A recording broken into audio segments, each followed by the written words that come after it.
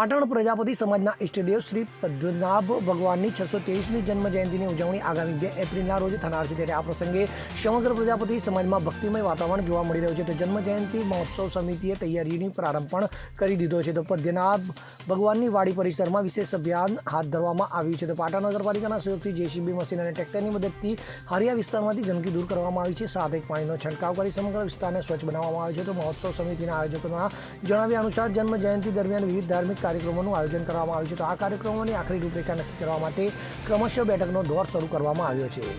Bureau report CN24 news.